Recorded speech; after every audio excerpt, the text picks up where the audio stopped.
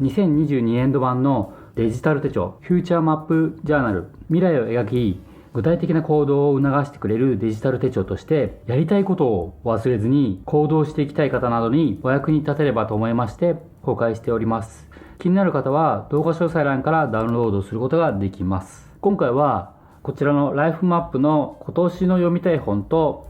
そしてこちらの記録の欄のブック14年間読書履歴の方を説明していきたいと思います。このチャンネルでは手帳の使い方や iPad、マインドマップ等のノウハウを説明しておりますので、チャンネル登録をすることで多くのヒントを得ることができます。では今年の読みたい本なんですけれども、こちらのライフマップページのこちらのところにある読みたい本なんですが、こちらは読みたい本を書き出すのと、あと読んだ本もこちらに記載してリストにできます。人からおすすめされたけれども乗り気にならないとか、とりあえず置いておこうというような時もこちらの方に記載したりとかしております。ここに記載しているメリットは、毎年こちらの方をリストを書いて、これをですね1年経ったらコピーしてこちらの後ろのですねブック14年間履歴、こちらの方に貼り付けて、上7年下7年で14年間の読書履歴が残せるようになってます。長期的にどんな学びを歩んできたのか、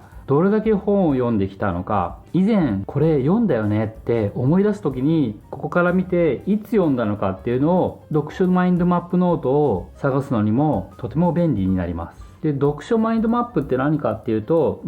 例えばですね、まだこれ読み途中なんですけれども、2つの内容をマインドマップで1ページに書き出す記録の方法なんですけれども、この中のね、こういうようないろんな挿絵だったりとか、そして自分で描いた絵だったりとか、こちら友達からもらった絵なんですけれども、こういったものを貼り付けたりとかしてですね、本の内容を後から見てすぐに内容がね、思い出せるようにマインドマップで書き出しております。そしてこの読書マインドマップにも検索しやすいこちらにね一覧があるんで、こちらの読書ノートの一覧と同じようにコピペしてね共有で使えるようにしています。一度書いたら、多少のサイズ調整が必要ですけれども、二度手間にならないようにコピペして使えるようにしております。今年読みたい本のリストもこの後ろの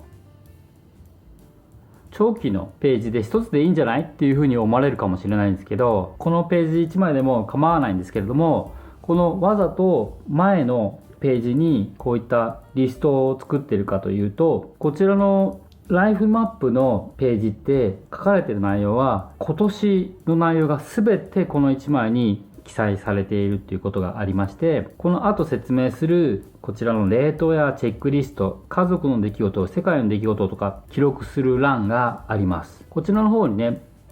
最低でも月1回は開いて記載していくので、そういった時にこちらの本とかいろんな目標とか目に入るようにして、そういえばこの本も読みたかったなとか、きっかけになるようにこちらに